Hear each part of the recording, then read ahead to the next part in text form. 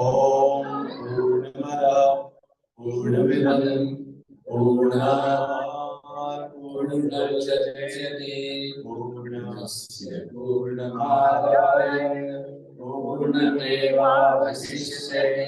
ओम शांति शांति शांति। ओम श्री गुरुभ्यो नमः। शंकरं शंकराचार्यं केशवं बादरायणं सूत्रभाष्यकृतो वन्दे भगवन्तो पुनः पुनः। रामो राजमणि सदा विजयते रामं रमेशं भजे। रामेणाभिहतानि निशाचरजनः रामाय तस्मै नमः। रामानास्ति परायणं परतरं रामस्य दासोऽस्म्यहं। रामे चित्तलयः सदा भवतु मे। भो राम मामुत्तर भो राम मामुत्तर भो राम मामुत्तर।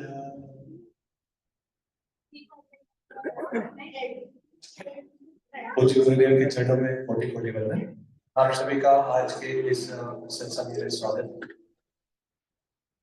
पूज्य गुरुदेव का मैं थोड़ा सा आपको परिचय दूंगा, उसके बाद गुरुदेव के चरणों में प्रार्थना करूंगा कि आज का जो प्रवचन है उसका आरंभ करें। पूज्य गुरुदेव भारत से आते और इनका जन्म 1955 में 1955 में हुआ। He is a great Sanskrit scholar, one of the greatest in India.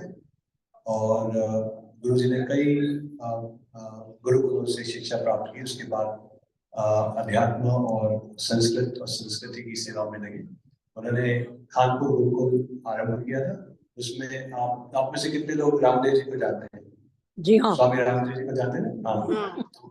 जो गुरुजी हैं, गुरुजी जब रामदेव जी अपना घर छोड़ के सन्यास के लिए आए थे तो सबसे पहले गुरुदेव के पास ही आए थे। तो गुरुदेव ने उनको संस्कृत की शिक्षा दी, उनके पास रहे, तो उनको उनके गुरु हैं।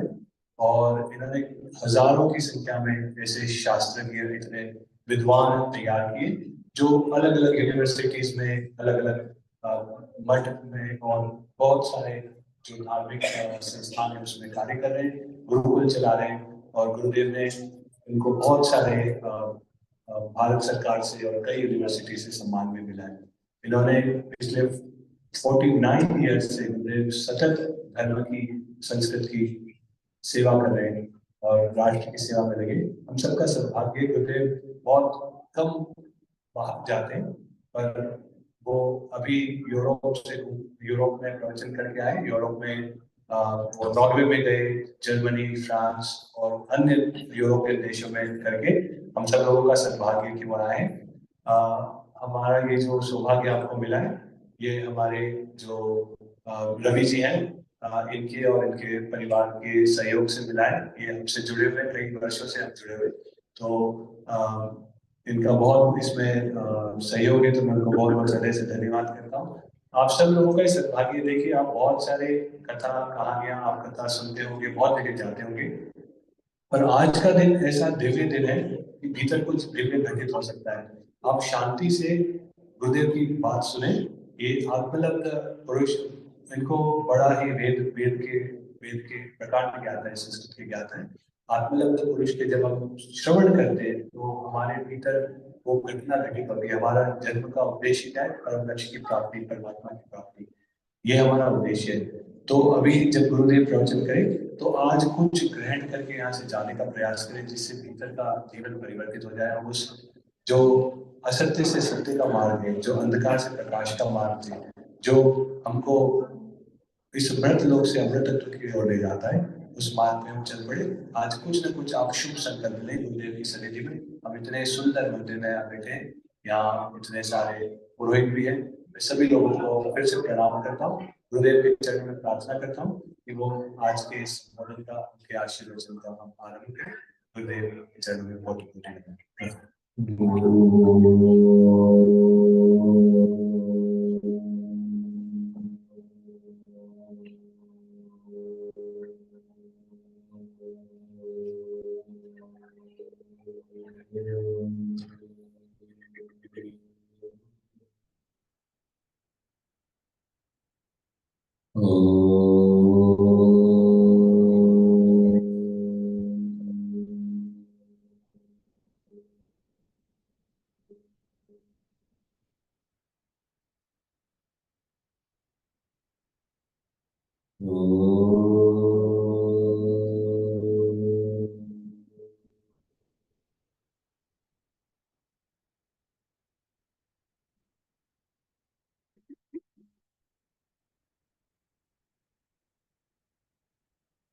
श्री परमात्मने नमः।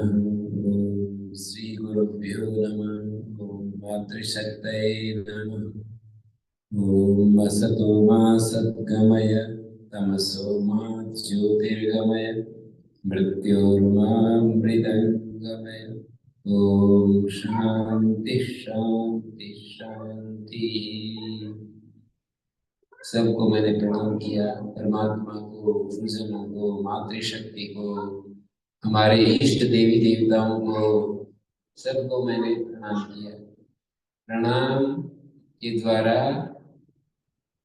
शुभ को हम अपने अंदर प्रवेश कराते हैं और अभिमान वो कपाट बन जाता है जहाँ आता वह शुभ बाहर ही रह जाता है।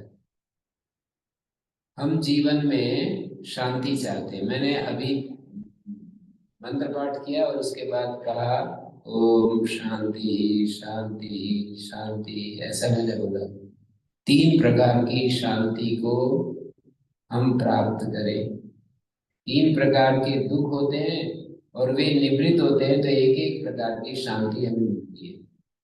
जैसे बहुत ज्यादा सर्दी, बहुत ज्यादा गर्मी, बहुत ज्यादा वर्षा, या सौभाग्य से आप यहाँ पर लंदन में मक्खी मच्छर नहीं होते, तो उधर भारत में तो बहुत ही मक्खी मच्छर भी परेशान करते हैं।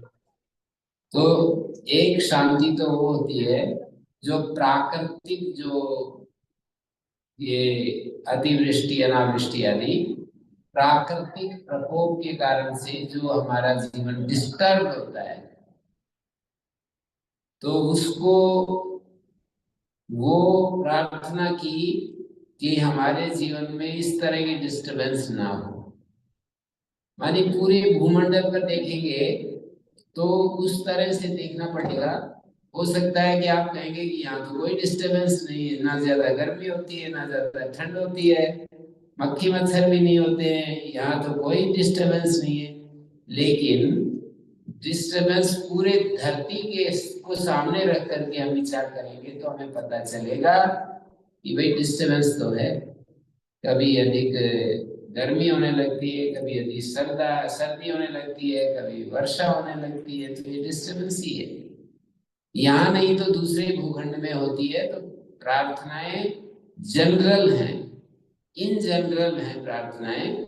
उनको हम पूरे भूमंडल की दृष्टि को सामने रख करके, किसी एक स्थान पर प्रतिकूल वायुमंडल ना भी हो तो कोई बात नहीं। दूसरी अशांति होती है हमारे जीवन में दूसरे प्राणियों के कारण से। मक्खी मच्छर जैसे मैंने नाम लिया, किसी पागल कुत्ते ने किसी को काट लिया, किसी जंगली जानवर ने हमारे पर अटैक कर दिया, और ये इसी तरह की अशांति हमारे जीवन में आती रहती है। तो वो भी हमें शांति प्राप्त हो। और तीसरी अशांति होती है जो हमारे शरीर में जो रोग आदि हो जाते हैं, या हमारे मन और इंद्रियां चंचल हो जाते हैं, उसके कारण से जो अशांति होती है, उसकी प्रार्थना की कि मेरे जीवन में वो भी अशांति दूर हो। तो 3 कारणों से जो अशांति होती है उसको हमने दूर करने के लिए प्रार्थना की।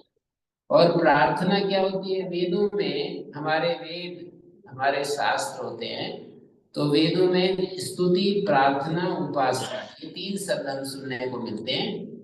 स्तुति का अर्थ होता है अपने देवी देवता या इष्ट देव का महिमा गान स्वीकार करना, ये स्तुति होती है।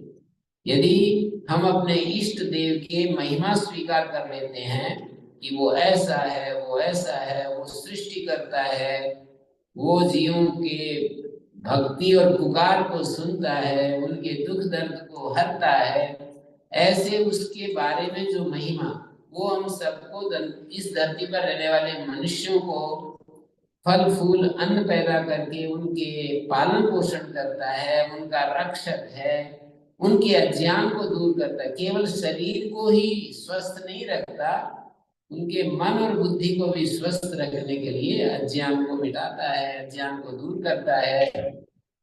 ये सारे शब्द मैं जो बोल रहा हूँ ये भगवान की महिमा का गान किया जा रहा है। और यदि आप इस महिमा को स्वीकार कर लेते हैं तो कहा जाएगा कि आप भगवान की स्तुति कर रहे हैं। स्तुति माने उसकी महिमा स्वीकार करना। और दूसरी बात होती है अपनी आवश्यकता महसूस करना। अब आपसे पूछूं कि आपको क्या क्या आवश्यकता है आपकी, हमें तो आप कहोगे कि हमें तो भोजन समय पर मिल जाता है और इस लंदन में किसी प्रकार की कोई ऐसी जरूरत ही महसूस नहीं होती। तो ऐसा नहीं है। आपको जब कोई आपको उससे कोई हानि हो जाती है, बिजनेस में कोई घाटा हो जाता है, या फिर कोई प्रिय व्यक्ति बिछुड़ जाता है, तो फिर आप कहेंगे कि उस समय तो अशांति होती है, उस समय तो हमें कष्ट होता है, दुख होता है। तो दुख तो आ गया ना। कोई दुनिया का मनुष्य ये नहीं कह सकता मुझे कोई दुख नहीं।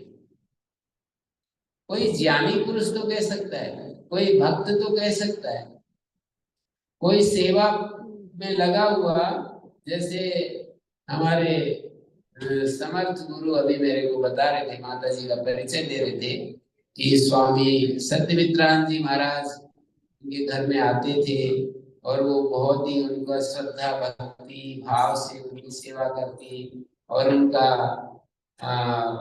बहुत ही प्रेम से उनका मैंने एक रूम उनके लिए बना करके रख दिया। अभी माता जी बता रही थी। तो इससे हमारे जीवन में महापुरुषों के संग से एक शांति आती है, उनके सानिध्य से हमें बहुत ही अच्छा महसूस होता है और हमारी बुद्धि आलोकित होती है, हमारी बुद्धि में ज्ञान का प्रकाश होता है उनके सानिध्य से। तो ये एक जीवन का हमारा रूप होता है। तो ऐसे कुछ लोग जो होते हैं उनको जो कि ज्ञानी पुरुष कहते हैं, सेवक कहते हैं, भक्त कहते हैं, उनके दुख रिड्यूस हो जाते हैं, कम हो जाते हैं। लेकिन जो जितना ज्यादा माया में रहता है उसको दुख तो आएंगे, उनको हम बचा नहीं सकते। तो इसलिए बैलेंस करने के लिए कहा जाता है कि भाई माया से तो आप मुक्त नहीं हो सकते, माया में तो रहना पड़ता है। आप बाल बच्चेदार हैं तो आपको बिजनेस भी करना होता है, सर्विस जॉब भी करना होता है, कहीं किसी को कृषि करनी होती है, तो उसमें धन कमाना होता है, उसमें ऊपर नीचे होती है चीजें घटनाएं।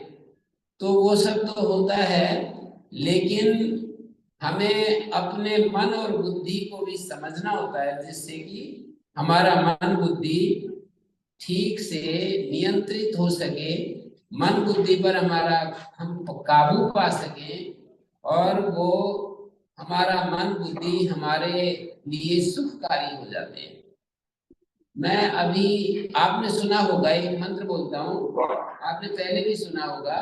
उस मंत्र में ये कहा द्यौ शांति अंतरिक्षम शांति पृथ्वी शांतिराप शांतिरोषधय शांति वनस्पतय शांतिर्विश्वे देवा शांतिर्ब्रह्म शांति सर्वं शांति शांतिरेव शांति सामा शांतिरेधि, ऐसे बोला। वेद का एक मंत्र है, इसमें ये कहा द्युलोक शांति से युक्त है। सब जगह कोई भक्त देख रहा है, द्युलोक में शांति है, अंतरिक्ष लोक में शांति है, पृथ्वी में शांति है, जलों में शांति है, औषधियों में शांति है, वनस्पति में शांति है, सारे देवताओं में शांति है, वेद ज्ञान में शांति है, सब कुछ शांति से भरा हुआ दिखाई देता है। शांति देव शांति का अर्थ होता है शांति एव शांति, शांति ही एव का अर्थ होता है ही, शांति ही शांति मुझे दिखाई देती है। पर सा शांति मायदी, मैं अशांत, वो शांति मुझको प्राप्त हो जाए जो शांति सर्वत्र फैली हुई। हम इस सृष्टि को देखते हैं तो इस सृष्टि में पूर्णता का अनुभव करते हैं। और अभी मंत्र बोल रहे थे समर्थ गुरु कि पूर्णमदः पूर्णमिदं पूर्णात् पूर्णमुदच्यते पूर्णस्य पूर्णमादाय पूर्णमेवावशिष्यते। तो ये जो पूर्णता की कल्पना है, मनुष्य अपने में आकर के और रुक जाता है। वो कहता है कि मैं तो पूर्ण नहीं, मैं अपूर्ण हूं। अनेक अनेक जो इच्छाएं होती हैं वो इसी बात का संकेत है कि हम अपूर्ण। यदि हमारे अंदर हम पूर्ण हो जाएं, हम ह्यूमन बीइंग्स मनुष्य पूर्ण हो जाएं, तो हम शांत हो जाएंगे। हमारी तरह तरह की इच्छाएं और कामनाएं उत्पन्न होती रहती हैं, उनमें से कुछ पूरी हो जाती है, कुछ नहीं होती है। तो उन कामनाओं के चलते हम अपने अंदर अशांति अनुभव करते हैं।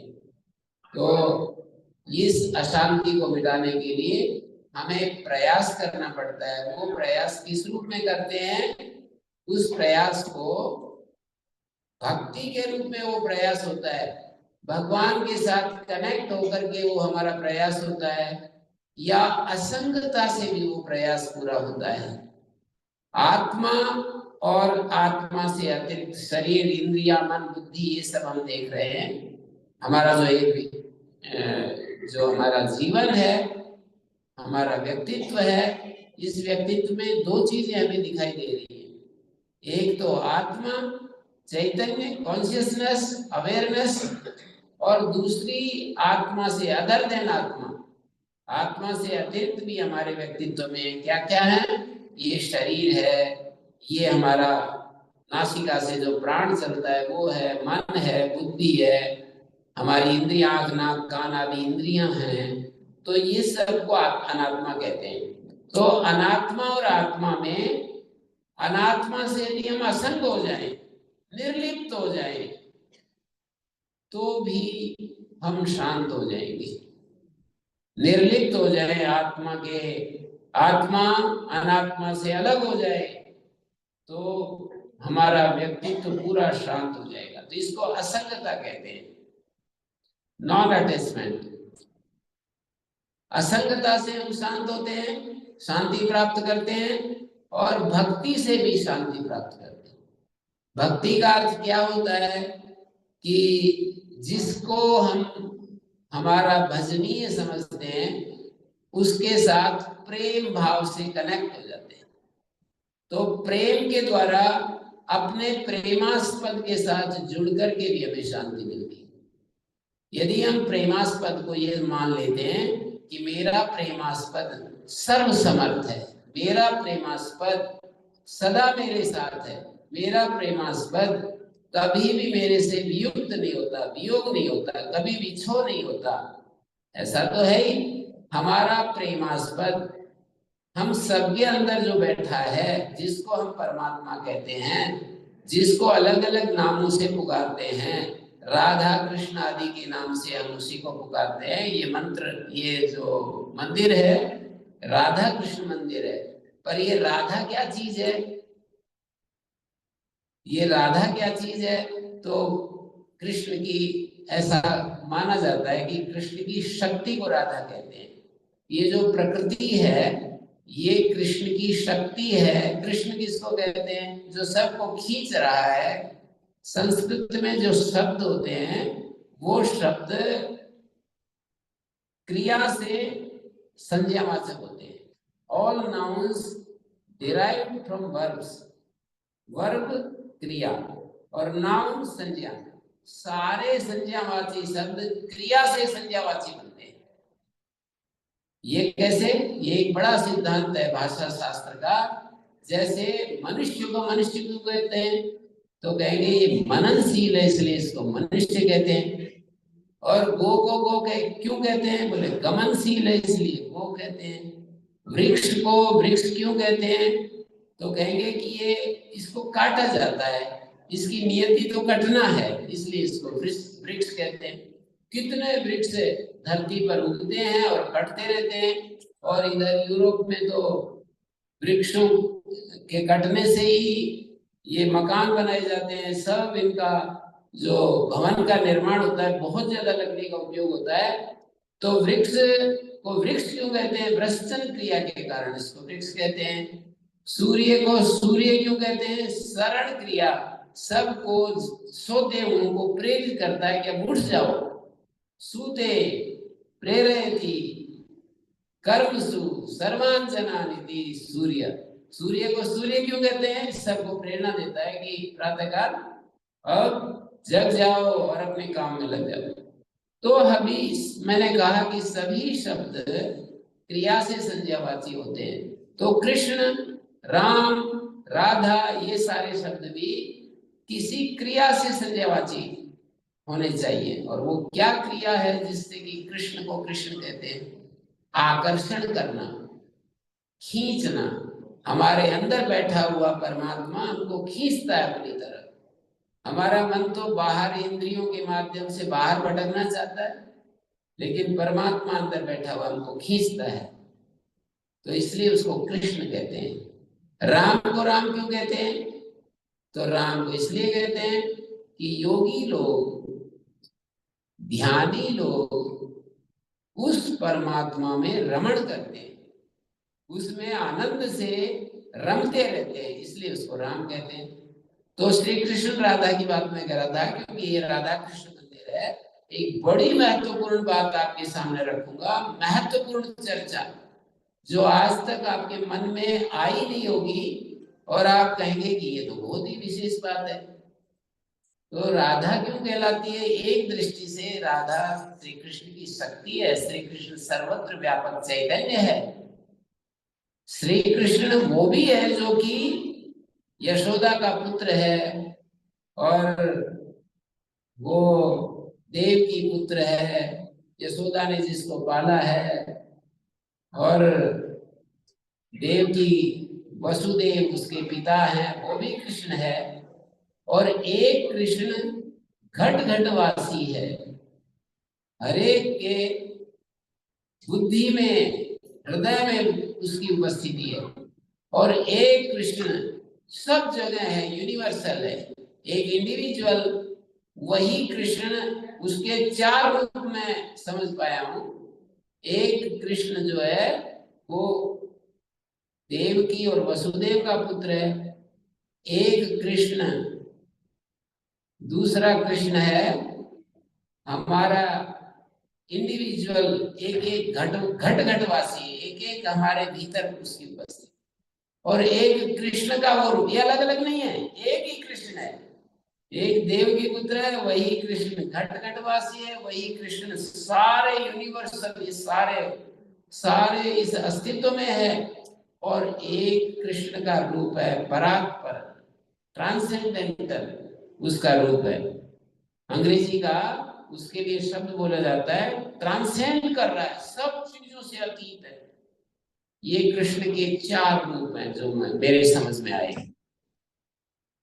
तो यदि हम उस कृष्ण, वो कृष्ण हमको अंदर बैठा हुआ खींचता है, अभी मेरी तरफ आओ, हम जीवों को वो खींचता है।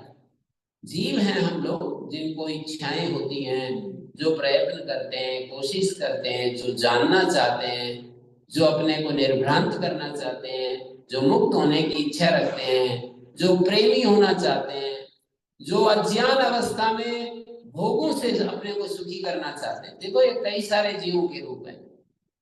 जब अज्ञान अवस्था में होते हैं तो जीव भोगों से अपने को सुखी देखना चाहते हैं, इंद्रिय भोगों से, और अपनी जरूरतों को पूरा करके सुखी होना चाहते हैं। और ये चाहते हैं कि हम बहुत पावरफुल हो जाएं, ये चाहते हैं कि हमारे पास दुनिया की सारी संपत्ति हमारे पास ही इकट्ठी हो जाए। जीव ही तो चाहता है ऐसा। हम जीव गण अलग अलग, हम सब जीव ही बैठे हैं, एक एक जीव बैठे हैं।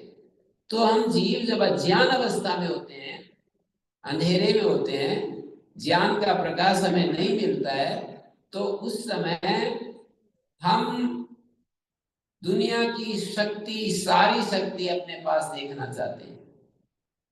हम अच्छे अच्छे मकान बनाना चाहते हैं, अच्छे अच्छे साधन इकट्ठा करना चाहते हैं, खूब गाय फार्म हाउस बनाना चाहते हैं, बड़े बड़े वृक्ष और गार्डनिंग और लैंडस्केप को तैयार करते हैं। ऐसे क्या क्या काम करते हैं, पावरफुल होना चाहते हैं, शक्तिशाली होना चाहते हैं।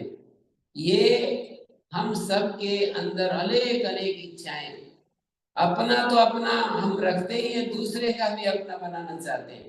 तो ये सब अज्ञान जितना जितना गहरा होता है उतना स्वार्थी होते हैं। और जब ज्ञान का प्रकाश होने लगता है तो हम परार्थ की तरफ बढ़ने लग जाते हैं। रवि जी और ममता जी की तरह वो चाहते हैं कि स्वामी जी यहाँ आए और कुछ परार्थ चाहते हैं। हम हमारा मन जो है ना दूसरे की सेवा में लगना चाहता है। हमारे जैसे डॉक्टर असीम जी समर्थ गुरु बैठे हुए हैं और इनकी धर्म पत्नी यहाँ पर इसमें लंदन में बहुत बड़े एक पद पर कार्य कर रही थी। वो चार्टेड अकाउंट का कोर्स किया था, बहुत बड़ा उनको वो मिला था असाइनमेंट। और वो उनको थोड़ा प्रकाश होने लगा ज्ञान का, तो उन्होंने कहा कि मैं वेदांत पढ़ूंगी। तो वो भारत चलेगी छोड़ करके। तो ये उनको सपोर्ट कर रहे हैं, उनको खर्चा भेजते हैं, यहाँ कमाते हैं और उनके लिए वहां पर भेजते हैं। और वो अध्ययन कर रही है, निरंतर साधना में लीन है। ये यहाँ पर साधना कर रहे हैं, वो वहां पर साधना कर रही है। ज्ञान का जैसे प्रकाश होता है तो अपने मन को हम विद्या में लगाना चाहते हैं, विचार में लगाना चाहते हैं, सारे समस्याओं का समाधान करना चाहते हैं। हम संसार के दुखों को मिटाने के लिए कोई राह खोजते हैं कि दुनिया में से दुख कैसे मिट सकते हैं। शांति की इच्छा होती है, जिज्ञासा होती है कि मैं कौन हूं, मेरा स्वरूप क्या है। परमात्मा के साथ कनेक्ट होना चाहते हैं। जिस दाता ने ये दुनिया बनाई, जिस दाता ने हमको पैदा किया और हमें आंखें दी, हमें कान दिए और हमें वाणी दी, हमें दिमाग दिया और हमें हृदय दिया, और कितना ये जटिल यंत्र है। हमारे एक डॉक्टर बोलते थे कि स्वामी जी, मेरे को स्वामी जी कहते, ये जब डॉक्टर थे, एमबीबीएस डॉक्टर थे, तो वो एक एक शरीर की नस नाड़ियों को वर्णन करते और कहते Swami ji so beautiful, so beautiful, ऐसे बार बार कहते कि इसकी रचना मुझे एक एक ऐसे दिखाई देती है कि कैसे हम रोटी जैसी चीज डालते हैं और खून में बदल जाती है। संसार के वैज्ञानिकों ने मिलकर के विचार किया कि भाई कोई ऐसी मशीन, कोई ऐसा यंत्र तैयार किया जाए कि खून बना सके, और अरबों रुपए उस पर खर्च किए और अब भी कर रहे हैं, पर सक्सेस नहीं हो पाए। और हमारी इस मशीन में रोटी वगैरह डालो, कैसा भी भोजन डाल दो इसके अंदर, और खून में बदल जाता है। कितनी आश्चर्यजनक घटना है, आप देखिए। तो उस दाता के साथ कनेक्ट होना चाहते हैं। जब थोड़ा थोड़ा ज्ञान का प्रकाश होने लगता है तो हम फिर ये वस्तुओं से जो सुख देखते थे, इच्छाओं की पूर्ति में जो हमें सुख दिखता था, वो शिफ्ट हो जाता है और हम सुनना चाहते हैं आपकी तरह, जैसे बड़े शांति से आप सुन रहे हो, बिल्कुल पिन ड्रॉप। यहाँ तो बच्चे भी आकर के कितने शांत हो जाते हैं। तो असंभव घटना यहाँ घट रही है। बच्चे कहाँ शांत होने वाले, पर देखो कैसे बैठे हैं आराम से। तो जब ये स्थान का प्रभाव है, इसका प्रभाव है आपके संस्कार, देवताओं की उपस्थिति, उन सब का प्रभाव हो रहा है। तो जब हम थोड़ा थोड़ा ज्ञान आता है तो स्वार्थ से परार्थ की तरफ, परमार्थ की तरफ हमारी बुद्धि खुल जाती है। बुद्धि में प्रायोरिटीज बदल जाती है। बुद्धि जिन चीजों को महत्व देती थी पहले, कुछ अलग चीजों को महत्व देती थी, अब दूसरी चीजों को महत्व देने लगती है। प्रायोरिटीज। अब वो कहते हैं कि भाई ये बहुत सारे काम होते हैं और वो लोग जो है क्या करें, समय नहीं मिलता है। मैंने कहा समय ही समय है, प्रायोरिटीज फिक्स हो जाए तो फिर क्या दिक्कत है। प्रायोरिटीज बदल जाए तो मनुष्य के पास समय समय है। तो हमारे को जब ज्ञान का प्रकाश थोड़ा थोड़ा होने लगता है तो मैंने देखा कि हमारी प्रायोरिटीज बदल जाती है। हम ध्यान करने लग जाते हैं, हम शास्त्र का स्वाध्याय करने लग जाते हैं, हम किसी जरूरतमंद लोगों को सहयोग करने लग जाते हैं, उनको धन कमाते हैं और उनको दान देते हैं, और हम देवताओं की पूजा में अपना मन लगाते हैं और दूसरों का सहयोग करते हैं, दूसरों को सुख देना चाहते हैं। अज्ञान अवस्था में जो सुख लेने की वृत्ति थी वो बदल जाती है कि मेरे माध्यम से मैं किसी के काम आ जाऊं, दूसरे के काम आ जाऊं। मैं सुनाता रहता हूँ, एक मेरे मित्र हैं सन्यासी, बहुत ही वो उसमें रहते हैं, आते जाते रहते हैं। तो मैंने कहा देश विदेश में आते जाते रहते हैं, तो मैंने एक दिन कहा उनको, महाराज कुछ उपदेश दो, आप भी, हमारी कोई थोड़ी ड्यूटी लग रही है। बोला नहीं नहीं, आपने दे दिया तो हमारा भी हो ही गया, कोई बात नहीं। तो मैंने कहा कि नहीं, एक वाक्य तो बताना पड़ेगा। तो उन्होंने कहा कि भाई हमने तो ये सुना है, पढ़ा है, हमने तो ये पढ़ा है कि मनुष्य का, उसी मनुष्य का होना सार्थक है जो किसी के काम आ जाए। ऐसे बोल दिया एक वाक्य। तो ये कब होता है, किसी के काम आने की बात जो है कब हमारे मन में आती है, जब थोड़ा ज्ञान आने लगता है सत्संग से। जो सत्संग में नहीं आते उनका अलग प्रकार का माइंड सेट होता है, और जो सत्संग में आते हैं उनका माइंड सेट अलग हो जाता है। जो सत्संग में नहीं आते उनका खान पान अलग प्रकार का होता है, सत्संग में आते हैं उनका खान पान चेंज हो जाता है। आपने देखिए उनकी आदतें बदल जाती हैं, उनकी फूड हैबिट्स बदल जाती हैं। जो सत्संग में नहीं आते और जो आते हैं उनको आप ध्यान से देखेंगे तो फूड हैबिट्स बदल जाती है। उनका भोजन हित भूख, मित भूख, रित भूख, इस पैमाने पर संतुलित होता है। एक आयुर्वेद के आचार्य के पास गए और शिष्यों ने पूछा कि आज आप हमें ये बता दो कि मनुष्य रोग रहित कैसे हो। कोरु कोरु कोरु कैसे 3 बार बोल दिया। आज हमें ये बता दो कि हम रोगी कैसे नहीं, रोगी होने से कैसे बच सकते हैं, रोग मुक्त जीवन कैसे बिता सकते हैं।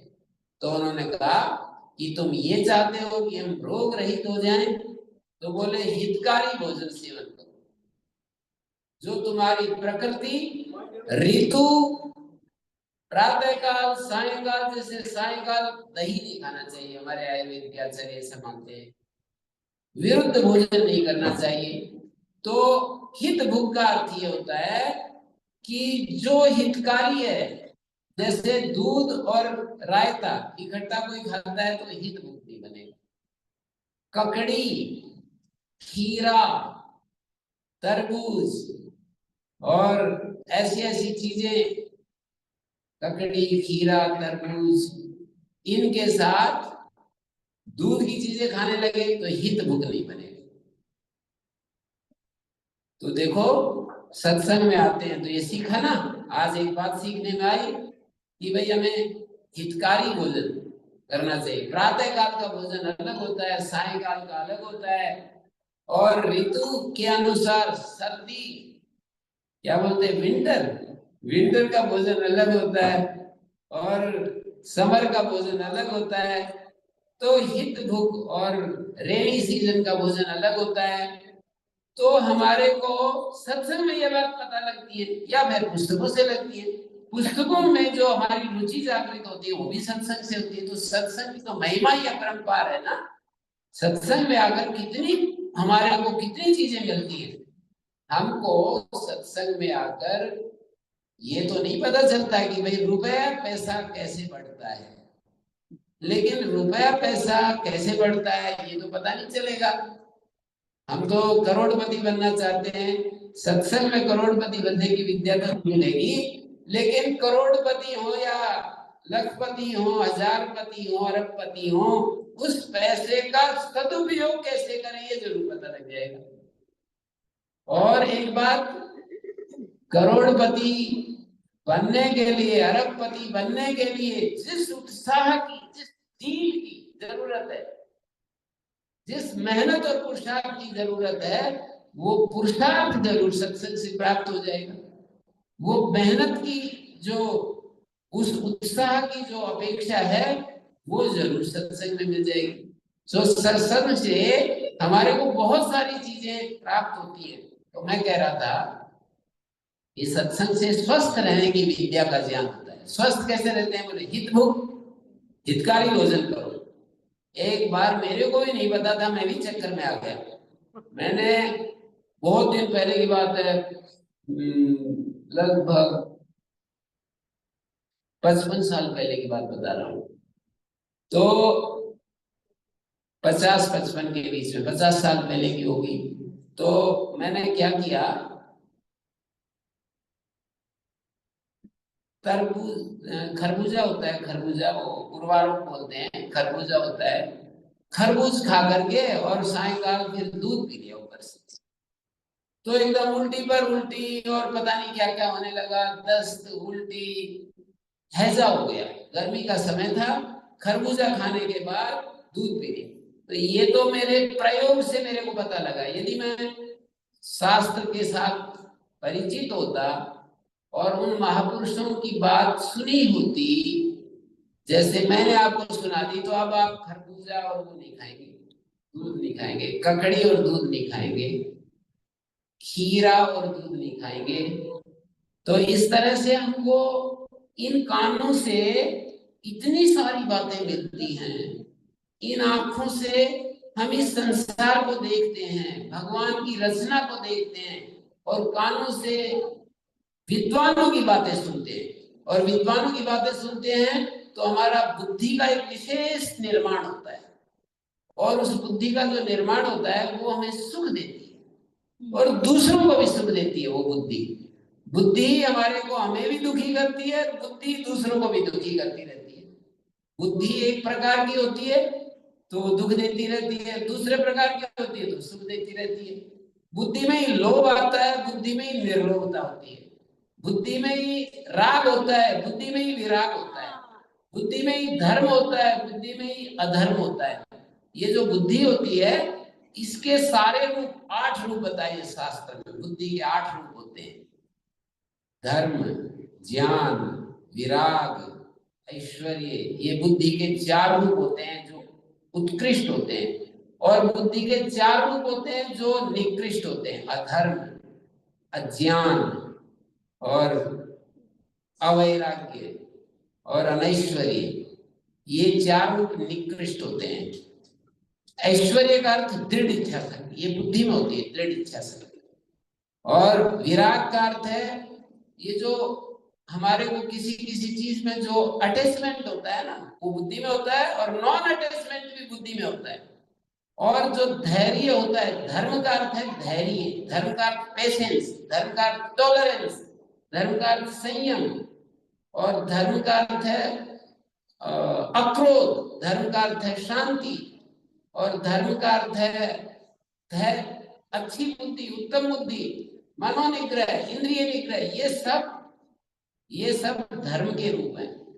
धृति, क्षमा, तमोस्तेयम, शौचम, इंद्रिय निग्रह, धीर, विद्या, सत्यम, अक्रोधो, दशकम धर्म लक्षण। ये धर्म के 10 रूप हैं। तो ये सारे, ये बुद्धि में, हमारी बुद्धि में ये धर्म के 10 रूप होते हैं।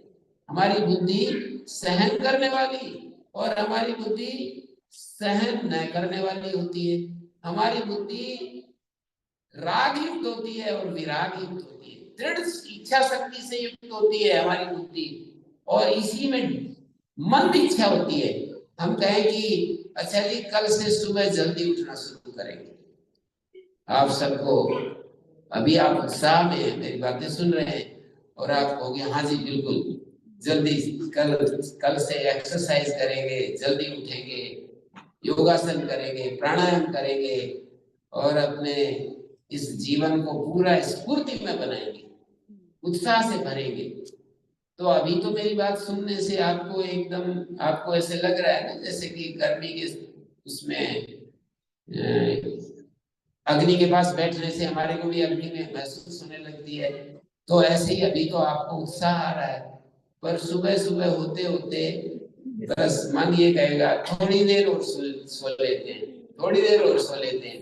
तो ये बुद्धि हमारी मंद इच्छा जो इसमें है ना, मंद इच्छा, ढीली ढाली इच्छा, ये भी बुद्धि में ही है, और तीव्र इच्छा ये भी बुद्धि में ही होती है।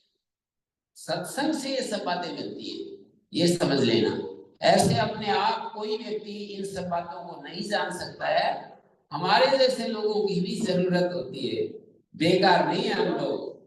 कार बेकार एक अर्थ में बेकार हो सकते हैं, पर बेकार माने कार के बिना, बेकार कार वाले नहीं है हम, वो तो हो सकता है, पर दूसरे अर्थ में बेकार नहीं है, आपके लिए सार्थक ही है। आपको इतनी बातें हम बता रहे हैं, ये सब सत्संग से ही पता चलती है। तो मैंने कहा कि हम स्वस्थ कैसे रहिए, हमें सत्संग से पता लगता है। क्या प्रेरणा दी ऋषि ने? हित भुक, हितकारी भोजन करो स्वस्थ रहोगे। फिर दूसरी प्रेरणा दी मित भुक, परिमित भोजन करो। ऐसा नहीं कि अभी मंदिर में खूब अच्छा टेस्टी भोजन बनाया है तो अभी लग जाओ जी और खूब सारा 2-3 दिन का एक बार पूरा कर लो, क्या है, हैं? तो ये मित भूख, कितना भी अच्छा भोजन हो, अमृत भी भूख से ज्यादा एक ग्रास भी अंदर नहीं जाना चाहिए। ये बात कह रहा हूं, भूख से ज्यादा एक ग्रास भी, चाहे वो अमृत हो, तो भी अंदर नहीं जाना चाहिए। इसको कहते हैं मित भूख। और फिर तीसरी बात कही रित भूख। रित भूख का अर्थ होता है मेहनत से, परिश्रम से, पुरुषार्थ से, दूसरों की मदद करते हुए जो हमें भोजन प्राप्त होता है, वही हमारे लिए कल्याणकारी हो। रित कहते हैं सत्य को। सत्य को हम अपने सत्य कमाई का जो हमें भोजन मिलता है, मेहनत पुरुषार्थ से जो भोजन मिलता है, इंग्लैंड देश में, लंदन में तो बहुत लोग सब पुरुषार्थ से ही भोजन प्राप्त करते हैं, कोई कामचोर नहीं दिखाई देता। मुझे कामचोर नहीं दिखाई देता, पर उधर तो ये सब दिक्कत है, बहुत ज्यादा दिक्कत होती है। भारत देश में अभी पुरुषार्थ की कमी है, इसलिए तो वो कमजोर निर्धन हैं। आप लोग समृद्ध हैं, ऐश्वर्य से भरे हुए हैं, क्योंकि आप पुरुषार्थ करते हो। तो रित भूख का अर्थ होता है सत्य कमाई का भोजन करना है, दूसरों को मदद करते हुए जो हमें मिलता है वो कमाई का भोजन करना है, तो हम स्वस्थ रहते हैं। ये बात कहाँ से पता चली? सत्संग में आए तो पता चल गई। तो इस तरह से मन को भी स्वस्थ रखने की विद्या सत्संग में मिलती है। मन को कैसे स्वस्थ रखें? तो बोले मन सत्संग से भी मन स्वस्थ रहता है। मन में, सत्संग में पता लगता है कि दूसरों के प्रति सद्भाव रखने से मन प्रसन्न होता है। सर्वे भवन्तु सुखिनः, सर्वे सन्तु निरामया, सर्वे भद्राणि पश्यन्तु, मा कश्चित् दुःख भाग् भवेत्। ऐसा सोचने से, विचार करने से, किसी ने कहा हमारे सोचने से सुखी हो जाएंगे, हमने कहा कि हमारे सोचने से कोई सुखी हो या न हो, लेकिन हम जरूर सुखी हो जाएंगे, सोचने वाला जरूर सुखी हो जाएगा। तो हम सत्संग से ये बात में पता चली कि हम अपने मन को, हमें कैसे सुखी रखना है, अपने मन को कैसे स्वस्थ रखना है। जैसे शरीर को स्वस्थ रखने के लिए हित भुक, मित भुक, रित भुक, ऐसे मन को स्वस्थ रखने के लिए दूसरों के प्रति अच्छा सोचना, सद्भाव। मन को स्वस्थ रखने के लिए ऋषियों ने बतलाया, 4 सूत्र दिए। मन को स्वस्थ रखने के लिए ऋषियों ने 4 सूत्र दिए। ज्ञानियों ने, जो वाइज मैन थे, उन्होंने हमको 4 बातें बता दी। वो आपने सीख ली तो आप अपने मन को स्वस्थ रखते चले जाएंगे। क्या क्या बताया? हमारे ऋषियों ने बताया कि 4 प्रकार के लोग दुनिया में आपको मिलेंगे, 4 ढंग के लोग मिलेंगे। उन 4 प्रकार के लोगों को देखकर अलग अलग प्रकार का भाव बनाना है। 4 प्रकार के लोग कौन मिलेंगे? बोले सुखी लोग मिलेंगे, दुखी लोग मिलेंगे, पुण्यात्मा मिलेंगे, पापी भी मिलेंगे। 4 प्रकार के लोग मिलेंगे। उन 4 प्रकार के लोगों में सुखी लोग जब मिले तो उनके प्रति उनको सोच करके मुझे ये सोचना पड़ेगा, जब भी कोई सुखी मेरे सामने आए कि भाई समर्थ गुरु की तरह है मेरे लिए, तो इनको मैं प्यार करता हूं, तो जिससे हम प्यार करते हैं उसको याद कर लेना चाहिए। भाई इसकी तरह मैं तो अब इसकी तरह देख रहा हूं इस व्यक्ति को। सुखी व्यक्ति को देखे तो यदि हम अपना कोई सुखी व्यक्ति हो तब तो अपना कोई सुखी व्यक्ति हो तब तो निश्चित रूप से हम मित्रता का भाव आता है। लेकिन अपना नहीं, किसी ने हमें हमारा अपमान कर दिया, दुखी कर दिया और वो सुखी व्यक्ति है तो ईर्ष्या आती है। अभी भगवान भी पता नहीं इस दुनिया में है या नहीं है, इसको कैसे कोई व्यक्ति सुखी है और अपना नहीं है तो ईर्ष्या आती है कि इसका ऐश्वर्य क्यों बढ़ता जा रहा है, इसके साधन क्यों बढ़ता जा रहा है, इसको क्यों सुख मिल रहा है। इसी तरह से दुखी व्यक्तियों को देख करके यदि अपना है तब तो करुणा आएगी, लेकिन अपना नहीं है तो निष्ठुर हर्ष पैदा होता है। दुखी व्यक्ति को देख करके हमारे अंदर और खुशी आती है, अगर इसके साथ ऐसा ही होना चाहिए, ऐसा बेकार आदमी है इसके साथ तो ऐसा ही चाहिए। तो दुखी व्यक्ति को देखकर करुणा आनी चाहिए। जिस अपने व्यक्ति को हमने दुखी देखा और हमारे हृदय में जैसे हमारा हृदय पिघल गया, तो ऐसे करुणा आनी चाहिए। कोई भी दुखी है, कहीं का भी है, कोई भी है, क्या लेना देना। तो दुखी व्यक्ति को देखकर करुणा आनी, सुखी व्यक्ति को देख करके मित्रता, और पुण्यात्मा को देखकर प्रसन्न हो जाए, उसमें दोष ना देखें। क्या होता है, किसी पुण्यात्मा को देखेंगे तो यदि अपना नहीं है ना पुण्यात्मा, अपने मजहब का नहीं, अपनी उसका नहीं, बिरादरी का नहीं, अपने पंजाबी भाइयों के लिए पंजाबी और क्रिश्चियंस के लिए क्रिश्चियन, मुस्लिम्स के लिए मुस्लिम, तो अपना नहीं है तो क्या करेंगे, उसका कोई ना कोई दोस्त खोज करके कहेंगे ये ऐसा करता है। और कोई अपना है तब तो फिर ठीक है। तो कहा पुण्यात्मा है भाई, अच्छा व्यक्ति है, तो उसमें दोष दर्शन ना करके और हम उसको कहें कि खुश हो जाए, प्रसन्न हो जाए, मुदिता। और यदि पापी है, कोई बहुत गलत काम करता है, हमारी नजर में देखने, ये हमारी नजर में कोई सुखी है, हमारी नजर में दुखी है, हमारी नजर में कोई पुण्यात्मा है, हमारी नजर में कोई पापी है, तो ये 4 व्यवहार करने हैं। क्योंकि हमारी नजर में कोई व्यक्ति बहुत भोग विलास में डूबा हुआ है, कोई तो कहेगा बड़ा सुखी है, हम तो कहेंगे बड़ा दुखी है। तो सुखी व्यक्ति किसी को दिखाई दे रहा है, कोई बहुत ऐश्वर्य, और कोई व्यक्ति बड़े अभिमान में है, बड़े उसमें रहता है, अकड़ में रहता है, और वो दूसरा व्यक्ति उसको देखता है, कहता है ये व्यक्ति कितना आनंद में है, तो ये तो उसकी नजर है, हम कहेंगे अरे ये व्यक्ति कितना दुखी है, ये व्यक्ति कितना दुखी है। तो दुखी व्यक्ति को हमारी नजर में कोई दुखी दिखाई देता है तो हमें करुणा आनी चाहिए। योगी के लिए कहा है कि वो जब अपनी योग साधना से बहुत ऊंचा उठ जाता है तो सारे संसार को करुणा की नजर से देखने लगता है, करुणा की आंख से उसको सब दिखाई देने लगते हैं। उनको बेचारे ऐसे बेचारे दिखाई देते हैं कि बेचारे कितने हेल्पलेस हैं, कितने असहाय हैं, कोई कुछ कर रहा है, कोई कुछ कर रहा है, कोई झूठ बोल रहा है, कोई किसी को सता रहा है, कोई धोखा दे रहा है, कोई अपने इंद्रियों पर बेकाबू इंद्रियों को छोड़ रखा है, तो उसको तो दया का पात्र दिखाई देते हैं। तो सत्संग में ये सारी मन को ठीक रखने की विद्या सत्संग में पता लगती है। मन को ठीक रखना चाहिए हमको, मन को ठीक रखने की विद्या सत्संग में प्राप्त होती है। तो पापात्मा कोई हमारी नजर से कोई व्यक्ति गलत काम करे, गलत आचरण करे, हमारे साथ अभद्र व्यवहार करे तो क्या करें? बोले इग्नोर कर दो, क्या पड़ा उससे, क्या हमारा लेगा, इग्नोर कर दो उसको।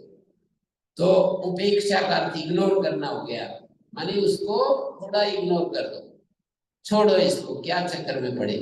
तो ऐसे मन को स्वस्थ रखने की विद्या हमको सत्संग में प्राप्त। और फिर मन के अलावा हमारे अंदर बुद्धि भी है, सत्संग से हम बुद्धि को भी स्वस्थ रखते हैं।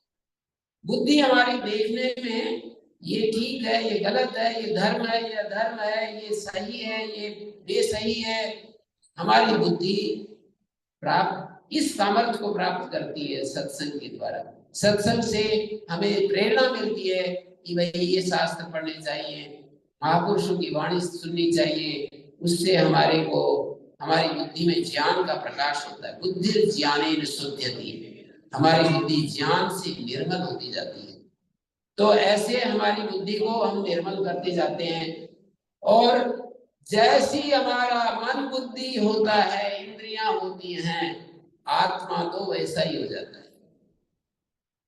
आत्मा तो जैसा मन बुद्धि इंद्रियां वैसा आत्मा। मन बुद्धि इंद्रियां स्वच्छ हो जाए तो आत्मा भी स्वच्छ दिखता है, रहता है। मन बुद्धि इंद्रियां अस्वच्छ हो गए तो हमारा आत्मा भी फिर अस्वच्छ हो जाता है। अस्वच्छ हो क्या जाता है? स्वच्छ दिखता है। आत्मा तो हमेशा अवर क्लीन है, अवर हैप्पी है, लेकिन ये जो दुख दर्द हमें महसूस होता है, परेशानी महसूस होती है, वो हमारे मन बुद्धि इंद्रियों के कारण से ऐसा होता है। मन बुद्धि इंद्रियां गड़बड़ हो गए तो आत्मा भी गड़बड़ प्रतीत होने लगता है। तो अपने हमें फोकस करना है शरीर को, मन को, बुद्धि को, इंद्रियों को ठीक करने को, बस आत्मा तो उद्धार हो जाएगा। ये हमारे सामने है, इनको ठीक करना है।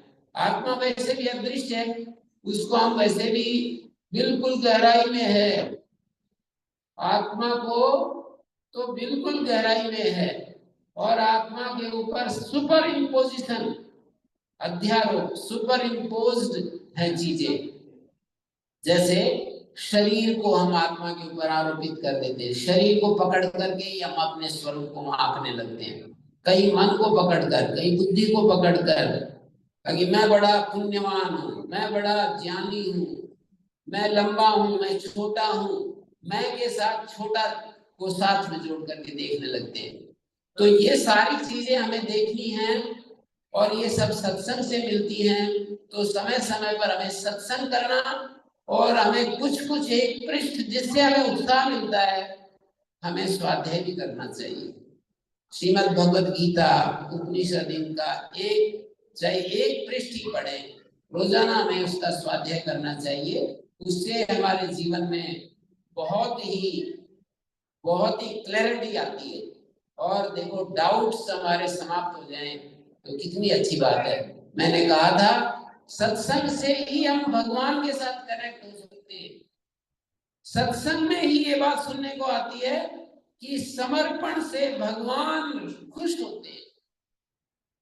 हमें भी अपने पास जो सामर्थ्य है, जो पैसा है, वो भगवान का समझना। समर्पण के कई रूप हैं। भगवान का मानना भी समर्पण करना है, और अच्छे काम में लगाना भी समर्पण करना है, और लाभ हानि में भगवान का ही समझना। जब हमारे पास पैसे की वृद्धि होती है, रुपया पैसा बढ़ता है, बैंक बैलेंस बढ़ता है, तो ऐसा समझने लग जाओ कि भगवान का ही बढ़ रहा है। और जब घाटा आ जाए तब समझ लो कि भगवान का ही घाटा हो रहा है। फिर बताओ कहां से दुख होगा? बढ़ रहा है तो भी भगवान का बता दो। मैं तो ये कह रहा हूँ, केवल ऐसा नहीं कह रहा हूँ कि बढ़ता है तो भगवान का, ऐसा कह देते हैं लोग कि बढ़ता है तब तो भगवान का बढ़ रहा है, और घटता है तो कह रहे हैं कि जी हमारा बैंक खाली हो गया। ऐसा नहीं, बढ़ता है तो भी भगवान का बढ़ रहा है, घटता है तो भी वो तो भगवान का घट रहा है। हम तो केवल कैशियर की तरह काम कर रहे हैं। अच्छा ये बतलाओ, कैशियर बैंक में, बैंक का कैशियर यहाँ मैंने देखे नहीं, वहां तो पता नहीं ये यहाँ का सिस्टम क्या है मुझे पता नहीं, पर वहाँ भारत का कैशियर होता है, वो हिसाब किताब लगाता रहता है और वो देता रहता है निकाल निकाल करके, सायकाल हिसाब लगाता है कि आज मैंने 1 करोड़ रुपए बैंक का दिया है लोगों को और 2 करोड़ आ गया है, तो उसको कोई हर्ष, उसको कोई दुख और सुख नहीं होता है। वो तो केवल कागज गिन रहा है बस, और जितना है उसका हिसाब लगा दिया, इतना ही करता है। क्योंकि वो उसको अपना मालिक नहीं समझ रहा, मालिक बैंक को मान रहा है, मैं तो केवल कार्य कर रहा हूं मशीन की तरह। जिस मशीन को क्या अच्छा बुरा लगेगा, नोटों की संख्या बढ़ गई या कम हो गई तो मशीन को क्या अच्छा बुरा लगा। तो जैसे मशीन को नहीं लगता है, ऐसे उस कैशियर को भी नहीं लगता। तो हमारे को कैशियर की तरह मानना है इस दुनिया में, कैसे रहें। हमारे गुरुदेव ने हमें बताया एक बार कि भाई जैसे कैशियर होता है बैंक का, ऐसे रहो। या जैसे कोई वो होती है, एक तो माँ बच्चे को जन्म देने वाली होती है, एक माँ वो होती है बच्चे को पालने वाली, क्या क्या कहते हैं अंग्रेजी में, ग्रैनी। नैनी। हाँ वो होती है। तो बोले नैनी की तरह रहो, बच्चे का काम सारा करती है पर उसको कोई परेशानी सुख दुख इस तरह का नहीं होता है। नैनी की तरह रहो, बैंक के कैशियर की तरह रहो, नदी की तरह बहते रहो। तो ऐसे कितने सारे दृष्टांत है, विचार जो हमको सही दिशा में ले जाते हैं। सत्संग से ये बात मिलती है। यदि कुसंग में जाएंगे, व्यर्थ की बातें सुनेंगे, तो हमारा मन का निर्माण, बुद्धि का निर्माण भी उसी तरह का होगा। और हमारे को फिर बुद्धि जैसी है ऐसा ही मन है, ऐसा ही बुद्धि और मन जैसा है वैसा ही आदमी है। ये सब बातें विचार से पैदा होती है। तो भगवान के लिए समर्पण का भाव और अपने मन में समता, ये सब सत्संग में सुनने को मिलती है कि मन को समता में रखना और भगवान को समर्पित। एक बार मैं एक आश्रम में गया और मैंने कहा, भारत में वो दक्षिण भारत में वो आश्रम था पांडिचेरी में, श्री अरविंद आश्रम बोलते हैं। तो मैंने उनके पास रहे हुए एक साधक से पूछा, श्री अरविंद के आसपास रहे वो और बहुत उनसे मिले भी थे। मैंने कहा श्री अरविंद के 2 शब्दों में पूरे उनके दर्शन की व्याख्या कर सकते हैं? बोले हाँ। तो बोले श्री अरविंद कहते हैं कि इक्वानिमिटी और सरेंडर, इक्वानिमिटी और सरेंडर 2 शब्द का प्रयोग करते हैं। मैंने कहा कि इसको थोड़ा और खोलिए।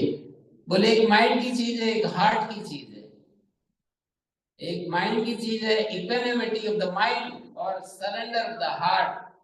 तो इस तरह से यदि हम महापुरुषों के पास में नहीं गया होता तो ये दिशा कैसे मिलती। एक महापुरुष के पास गया, मैंने कहा समर्पण की क्या व्याख्या आप करेंगे? तो कहा relinquishment of resistance is surrender. Resistance का रिलिंक्विश कर देना ही सरेंडर है। तो ये सारी बातें कितने महापुरुषों को मैंने जा जा करके प्रश्नोत्तर किया, मैंने पूछा, जिज्ञासा की, खोज की, तो जाकर के मेरे को मिला वही बातें मैं आपको बांट रहा हूँ, जो मुझे मिला वो आपको बांट रहा हूँ। तो ये सब चीजें जो है, ये सारी चीजें आप ऐसे जो सच्चे विद्वान, तपस्वी विद्वान, अभी मैं तो चला जाऊंगा, आपके साथ ये रहते हैं, इनको भी बुला करके आप ऐसे सुन सकते हो। मैं तो भारत चला जाऊंगा, 23 तारीख तक हूँ मैं अभी, फिर मैं चला जाऊंगा। तो उसके पीछे भी चलती रहनी चाहिए ना। एक दिन कोई कितना भी, एक दिन कोई कितना भी, जैसे कि आज मंदिर में प्रसाद बनाया होगा ना, प्रसाद तो बनाया होगा ना, तो एक दिन में खूब प्रसाद हम खा लें तो पहलवान नहीं बनेंगे। रोज थोड़ा थोड़ा यदि अच्छा भोजन करेंगे तो पहलवान हो सकते हैं। तो मैं ये कह रहा था कि एक दिन में कितना भी हम अच्छा ज्यादा से ज्यादा सुन ले, एक पौधा लगाएं, खूब सारा पानी डाल दें और फिर 1 साल तक उसको देखे ही नहीं, तो फिर पौधा तो सूखेगा। तो आप एक दिन तो सत्संग में अच्छी अच्छी बातें सुन ली, ये तो ठीक है, आपका भाव देवताओं के प्रति, देवी देवताओं के प्रति आपका भाव बनता है, इतना तो ठीक है। पर बुद्धि का विकास भी चाहिए। भाव माइंड की चीज है, तो माइंड के साथ माइंड में शिव संकल्प आने चाहिए, ये सत्संग से मिलेगा। शिव संकल्प, कल्याणकारी संकल्प, मंगलमय संकल्प हमारे सत्संग से प्रेरणा मिलती है, दिशा मिलती है हमारे को सुनने से। इसलिए वेदों में कहा है भद्रम कर्णेभिः शृणुयाम देवा भद्रम पश्येमाक्षभिर्यजत्रा, कि हम कानों से भद्र सुने, आंखों से भद्र देखें। कान और आंख दोनों से हमारे भीतर ज्ञान जाता है। और शास्त्र ये कहता है आहार जब तक शुद्ध नहीं होगा, आहार शुद्ध हो सत्व शुद्धि, सत्व शुद्ध हो ध्रुवा स्मृति, स्मृति लम्बे सर्व ग्रंथि नाम विप्रमोक्षा। आहार शुद्ध होता है तो हमारा अंतःकरण शुद्ध होता है। जैसा खाएं अन्न वैसा बने मन। और आहार केवल मुख से नहीं जाता, आंखों से भी आहार जाता है, कानों से भी जाता है। आहार शुद्ध होने से हमारा मन शुद्ध होता है, मन शुद्ध होने से आहार शुद्ध हो सत्व शुद्धि, सत्व शुद्ध हो ध्रुवा स्मृति, हमारी स्मृति निश्चल हो जाती है। और जब हमारी स्मृति निश्चल हो जाती है तो हमारी अविद्या की गांठें खुल जाती है। तो इस तरह से मैंने बहुत सारी बातें बताई और आपको याद भी नहीं रहेगी। और फिर वो प्रसाद भी वेट कर रहा है। आपको कुछ किसी को कोई प्रश्न है तो पूछ भी सकता है, मैं तो तैयार हूँ। और कहोगी और सुनाओ महाराज, और भी सुना देंगे, हमारा क्या सुनाने में हमारा क्या जाता है? जैसे पैसे वाले को पैसा देने में क्या जोर पड़ता है? पैसा किसी के पास अपार संपत्ति हो तो उसको क्या जोर पड़ेगा? ऐसे ही हमारे पास है, हमारे पास भी वो ज्ञान है तो आपको बांटने में क्या जोर पड़ेगा? किसी का कोई प्रश्न है? सारे प्रश्न है, बहुत सारे। सबसे पहले महाराज माफ करिए, हम लोग शांति पाठ करते हैं, उसका थोड़ा विस्तार में बताइए। शांति पाठ का ही तो बताया मैंने, थोड़ा एक लफ्ज का अर्थ, एक लफ्ज का अर्थ, एक लफ्ज का अर्थ है द्यौः शांति, द्विलोक में शांति है। अंतरिक्ष लोक में अंतरिक्षम शांति, अंतरिक्ष लोक में शांति है। अंग्रेजी अनुवाद कर देगा द्यौः शांति, शांति अंतरिक्ष शांति। There is peace, everything outside. So one by one Guruji will say. I will also brief it. Maybe people don't understand Hindi. In 10 minutes, I will brief what Guruji has said as well. But there is peace everywhere outside. So there is peace in this universe. There is peace in this, on this earth, in the nature, in the plants, everywhere. Who's restless? That is what I am restless. Peace is everywhere, but I am restless. So me also wants peace. This peace. मैं भी इस piece को चाहता हूँ। सामा शांति रेदी, जो शांति द्युलोक में, अंतरिक्ष लोक में, सूर्य में, चंद्रमा में और देवताओं में और सब जगह है, ज्ञानियों में, वेद में, शांति शांति सब जगह शांति ही शांति दिखाई देती है। वो शांति, वो पीस मुझ में भी, शांति means peace, happiness, joy, bliss, वो मेरे अंदर भी आ जाए। देखिए, प्रार्थना का मतलब आवश्यकता अनुभव करना, जरूरत महसूस करना। तो शांति की जरूरत महसूस करोगे, आप जरूरत महसूस करते हो अच्छे अच्छे वस्त्रों की, सोना की, आभूषण की, तो जो आवश्यकता अनुभव करोगे तो मिल ही जाती है। तो आप सोना चाहोगे तो सोना आपको मिल जाएगा, आप भोजन चाहोगे भोजन आपको मिल जाएगा, आप मकान चाहोगे मकान बन जाएगा, शांति चाहेंगे तो शांति मिल जाएगी। एक चीज और माफ करिएगा, जब लोग उच्चारण करते हैं they do their own way, कोई कहते हैं ब्रह्म, कोई कहते हैं ब्रह्मा, तो आप एक बार उच्चारण करिए इसका, हम सब जगह सुनते हैं। देव शांति, अंतरिक्षं शांति, पृथ्वी शांति, रापः शांति, रोषधय शांति। वनस्पतय शांति ब्रह्म शांति। ये ऐसा है, इसमें माता जी तो ठीक कह रही है देखो, पर आप लोग पता नहीं पकड़ पाओगे नहीं पकड़ पाओगे। हर बार शांति को बाद में रखना है, हर बार इसका उच्चारण करते समय शांति शब्द को बाद में रखना है। एक सब्जेक्ट होता है, एक प्रेडिकेट होता है। देव सब्जेक्ट है, शांति प्रेडिकेट है। अंतरिक्षम सब्जेक्ट है, शांति प्रेडिकेट है। औषधया शांति, औषधया सब्जेक्ट है, शांति प्रेडिकेट है। वनस्पतया आप है शांति, आप है सब्जेक्ट है, शांति प्रेडिकेट। औषधया शांति, औषधया सब्जेक्ट, शांति प्रेडिकेट। वनस्पतया शांति, वनस्पतया सब्जेक्ट, शांति प्रेडिकेट। विश्वे देवा शांति, विश्वे देवा सब्जेक्ट है, शांति प्रेडिकेट। ब्रह्म शांति, ब्रह्म का अर्थ है वेद ज्ञान, वेद ज्ञान में शांति है। ब्रह्म शांति, ब्रह्म का अर्थ वेद है, तो वेद में शांति है, शांति प्रेडिकेट है।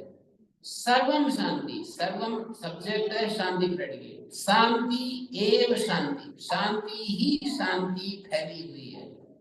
Peace is spreading all over the world, around me, सर्वत्र पीस फैली हुई है। सामा शांति रेधि, शांति को हर बार अंत में आना चाहिए। प्रायः लोग बोलने में थोड़ी गड़बड़ कर देते हैं अज्ञान के कारण, तो वैसे बोलते हैं। शुरू में तो ठीक बोलते हैं, फिर बीच में गड़बड़ हो जाती है। बीच में जाकर बोलेंगे वनस्पतय शांति, विश्वे देवा शांति ब्रह्म शांति सर्वं शांतिरेव शांति सामा शांतिरेधि। ऐसा कर देते हैं, तो ऐसा नहीं करना। आपको शांति शब्द को हर बार बाद में बोलना है।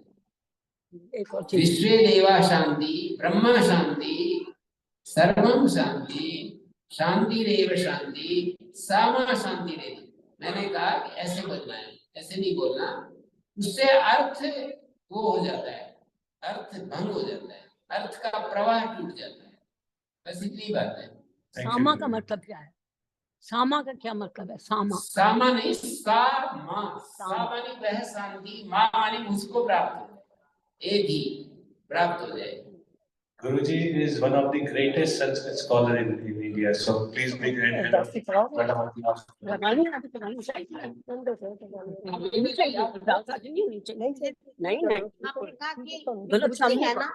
उसमें सुख दुख लाभ सब उसमें आगे दिन उदास नहीं होनी चाहिए। आपका प्रियजन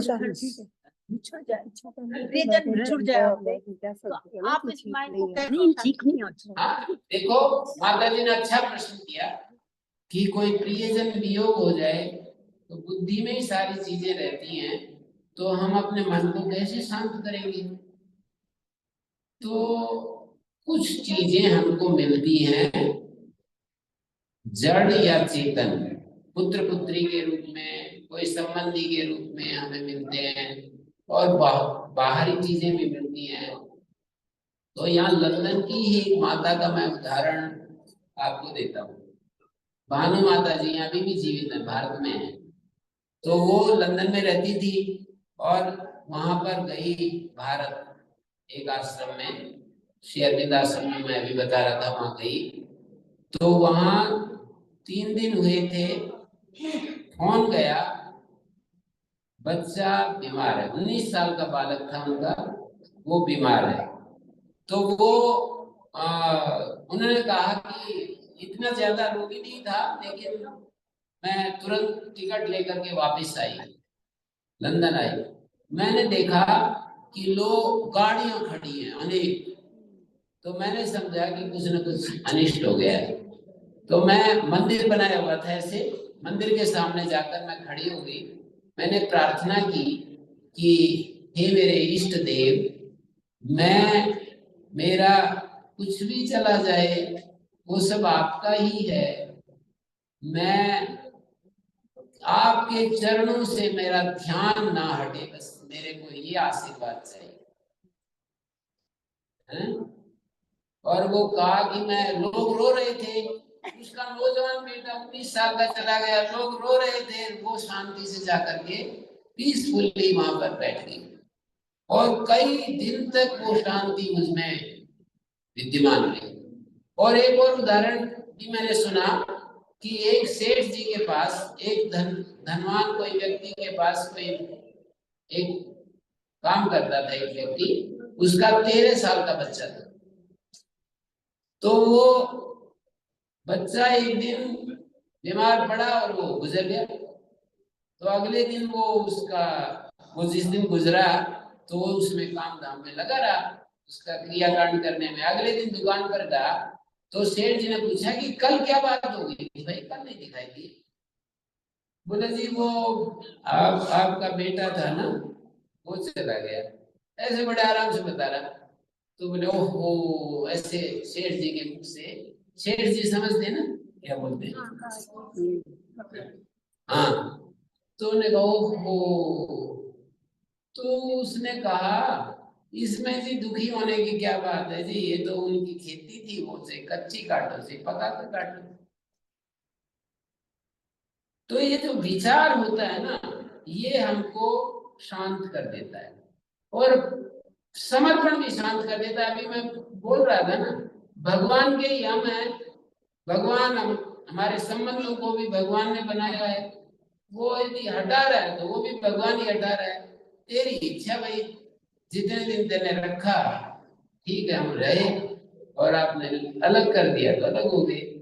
भगवान में हमारा प्रेम यदि खूब बढ़ जाए तो भी हमको कोई कष्ट नहीं, विचार के द्वारा भी कष्ट नहीं होगा। विचार का अर्थ है सारी चीजें आने जाने वाली है, कितने दिन तक रहेंगी, पहले जाना पीछे जाना, इनको तो जाना ही है। ऐसा विचार से भी हम शांत हो सकते हैं और भक्ति से भी हम शांत हो सकते हैं। भक्ति का अर्थ है परमात्मा में मेरा मन लगा रहे, एक क्षण के लिए भी मैं भगवान से ना हटूं, चाहे सब कुछ चला जाए, चाहे सब कुछ मिल जाए, मेरा मन वैसा ही बना रहे। ऐसे विचार करने से, ऐसे सोचने से, ऐसा निश्चय करने से, देखने से, बुद्धि के द्वारा ये सब देख पाते हैं ना, ऐसा देखने से हम शांत होते हैं। तो ठीक है, और किसी का कोई प्रश्न? ना माया नहीं छोड़ती, वो माया वो नहीं छोड़ती ना। हाँ, वो माया जो है ना वो नहीं छोड़ती। मोह माया तो छोड़नी पड़ेगी। हाँ हाँ, वो माया मोह माया तो छोड़नी पड़ेगी। ये तो आपको ही छोड़नी पड़ेगी, दूसरा कैसे छुड़ाए? आपने पकड़ा तो आप ही छोड़ोगे, पकड़ा तो आपने लोग छुड़ा दोगे, कोई दूसरा छोड़ेगा। हाँ जी। अब मेरे ख्याल में हमने बड़े आनंद से आपके साथ, बहुत ही अच्छा लगा। और रवि छाबड़ा जी और ममता छाबड़ा जी ने समर्थ गुरु को प्रेरित किया कि आप आइए। कौन से एक बार सबको दर्शन करना चाहते हैं? हाँ हाँ बोल। रवि छाबड़ा जी कहाँ हैं? बैठे वो बैठे। हाँ, जो हम मंत्रों का उच्चारण करते हैं, जैसे कि आप तो विद्वान हैं संस्कृत के, जैसे हम लोग तो नहीं जानते, तो अगर हमसे त्रुटि हो जाए शब्द उच्चारण में, इसलिए मना करते हैं कि शुद्ध उच्चारण करना चाहिए, और त्रुटि हो जाए तो फिर उच्चारण शुद्ध करो, किसी विद्वान से सीख करके उच्चारण करो। नहीं, अब जैसे कहते हैं ना मंत्रहीनम क्रियाहीनम, तो वो भी तो है कि मैं तो है ही। कि मेरे को नहीं आता फिर भी मैं आपको क्या करती हूँ, तो भाव प्रधान होता है, वैसे तो भाव प्रधान होता है, पर मंत्रहीन जो है ना, वो तो बात तो है ही, अब शास्त्र की बात है, मैं कैसे उसमें कंसेशन कर दूं? वो ठीक है, लेकिन मतलब अगर जैसे उच्चारण है, क्योंकि यहाँ लोग पंजाबी में होते हैं, कुछ डिफरेंट लैंग्वेज है, तो उससे उच्चारण तो संस्कृत का नहीं हो पाता। तो अगर हिंदी बोलो, संस्कृत छोड़ दो, उच्चारण हो गया। अरे संस्कृत छोड़ दे दो, ऐसे बोलो आप तो ब्राह्मण है, संस्कृत पढ़ना चाहिए सबको, संस्कृत हमारी भाषा है। ये है कि जो हमारे लिखे हुए मंत्र वो भी जैसे बहुत काफी अवधि में लिखी हुई है रामायण के, जैसे अब हमसे नहीं कुछ त्रुटि हो जाती है पढ़ने में तो वो क्षमा योग्य है या उसको पढ़ो सीखो गुरु बनाओ पढ़ो कि करो पढ़ो सीखो ये तो ठीक है, पर भाव को शुद्ध करने के लिए भाव का ज्यादा महत्व है, उच्चारण से भी ज्यादा भाव का महत्व है। और उच्चारण को भी कोशिश करनी चाहिए ठीक करने की। उच्चारण गलत होने से फिर कुछ का कुछ बनता चला जाता है, आगे फिर गड़बड़ होती चली जाती है, परंपरा टूट जाती है। इसलिए ब्राह्मण लोग तो बिना उपनयन के वो उच्चारण ही नहीं करवाते। उधर दक्षिण भारत में ब्राह्मण लोग जो दक्षिण में है ना, वो उच्चारण ही नहीं करवाते हैं, शुद्ध उच्चारण में इतना बल देते हैं कि वो परंपरा टूट जाती है। दूसरी बात मैंने कही भाई उच्चारण से भी भाव बड़ा है। उच्चारण की कमी से भाव यदि ठीक है तो उच्चारण की कमी को शायद भाव दूर कर दे, पर भाव की कमी को उच्चारण दूर नहीं करता है। स्वामी जी एक प्रश्न हो रहा है, हाँ कोई तकलीफ आता है तो हमेशा ये कहते हैं कि पिछले कर्मों का फल। जी, आप एक बात बताइए, यदि हमें ये ना पता लगे कि हमने पिछले जन्म में क्या बुरा कर्म करा था जिसकी वजह से हम भुगत रहे हैं, तो हम कैसे सुधरेंगे? नहीं केवल ये नियम पता चल। सुनो जी, अच्छा प्रश्न है माता जी का। ये करें पता ही नहीं चलता तो कैसे हमारा ठीक होगा। शास्त्रकारों ने एक निश्चय करके हमें क्या बताया, देखिए प्रत्यक्ष अनुमान और शास्त्र तीन से हमें पता चलता है चीजों का। एक तो प्रत्यक्ष से बोध होता है, एक अनुमान से बोध होता है, एक शास्त्र से बोध होता है। तो जब आप कहते हैं कि हमें पुनर्जन्म पहले वाले जन्म का तो पता ही नहीं हम क्या थे और पता भी नहीं चलता, तो हम ठीक कैसे होंगे? एक सामान्य नियम बताया है कि भाई अच्छे कर्मों का फल अच्छा। एक पंजाबी में हमारे एक सरदार को बोलते अच्छे कमाते अच्छे नतीजे, बुरे कमाते बुरे, जिंदगी 2 दिन दी, ऐसे गीत गाते थे। तो ये जिंदगी 2 दिन की है, 2 दिन की है। अच्छे कमा दे अच्छे नतीजे, बुरे कमा दे बुरे, जिंदगी 2 दिन दी है? तो देखो अच्छे और बुरे कर्मों के इतना केवल पता लगेगा, किसी के जीवन में सुख का पदार्पण है तो उसने अच्छे किए थे, कोई कष्ट आ गया तो पता नहीं चलता है कि किससे क्या होता है। पर ये सामान्य नियम का पता लगता है कि सुखस्य मूलम धर्मा, सुख का मूल धर्म है और दुखस्य मूलम अधर्मा। इतना हमें पता चलता है, दुख का मूल अधर्म है। कोई भी किसी प्रकार का दुख जीवन में आता है तो अधर्म के कारण आता है, और कोई भी सुख आ रहा है तो वो धर्म से आता है। इतना जान करके हमें शुभ कर्मों में लगे रहना चाहिए, असुख से हटने की कोशिश करते रहना चाहिए।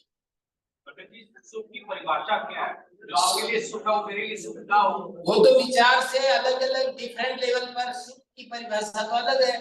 पर मैं कह रहा हूँ मेरे विचार से कि कहीं पर सुख दिखाई दे रहा है, मेरे विचार से इन चीजों में मुझे सुख लग रहा है। यथार्थ सुख तो वैराग्य में वा भयम, यथार्थ सुख तो पूर्ण स्वरूप स्थिति में है और परमात्मा की पूर्ण समर्पण में है। लेकिन जिस लेवल पर हम खड़े हैं उस लेवल पर हमें जैसा सुख दिखाई देता है तो उसको मैंने कहा कि वो सुख जो दिखाई दे रहा है वो धर्म का परिणाम है और दुख दिखाई दे रहा है तो अधर्म का परिणाम है। इतना ही कहना है। जैसे आपने बताया था कि 4 तरह के प्राणी, सुखी प्राणी, दुखी प्राणी, वो मैंने बताया था, वहां पर ध्यान देना कि हमारे विचार से पांचवा है असंतुष्ट प्राणी। असंतुष्ट भी होगा लेकिन उसको वो भी दुखी है, वो असंतुष्ट प्राणी भी दुखी में आता है ना।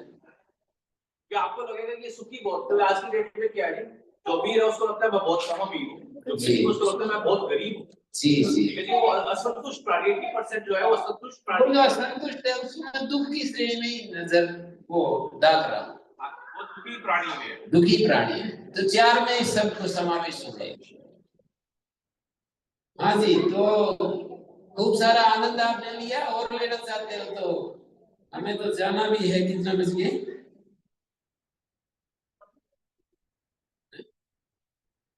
हाँ तो रवि जी, हाँ आइए एक बार, कुछ प्रसाद हमारा आपको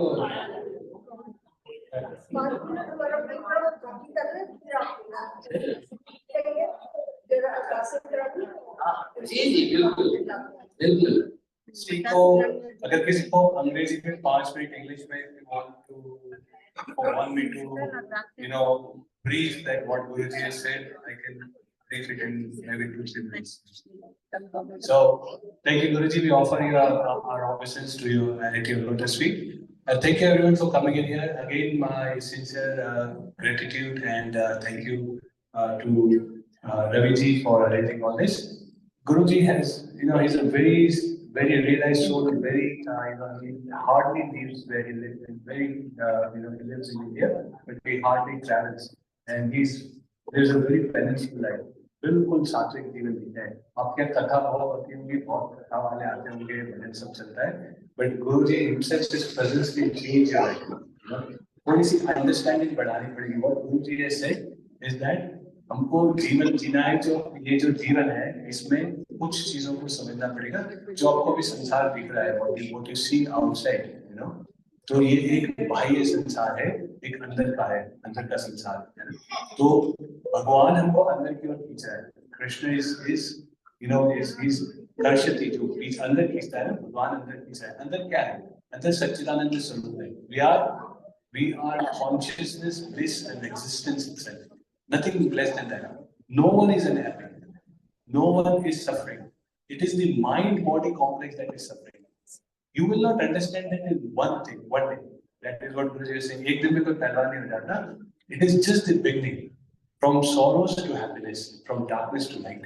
इसमें आप सब लोगों ने इसमें एक पहला कदम रख दिया. But this has to continuously be worked upon. How that when you start believing that you start realizing that you are Satchidananda Swarup, you are the consciousness itself, you are the happiness, then what happens? All the external things seems to be like, suppose if you see a dream, in dream you might lose lots of money, you might gain lots of money, but when you wake up, there is no gain or loss. Similarly, when you are in this reality, you think that you are gaining and losing, you are suffering, you are not suffering. Because Guruji has come here to wake you up to another reality. So there are different realities of existence. How this can be done? It is by controlled conditioning. Within an organization called Ram Samarthya Fitness, I'm a qualified medical doctor.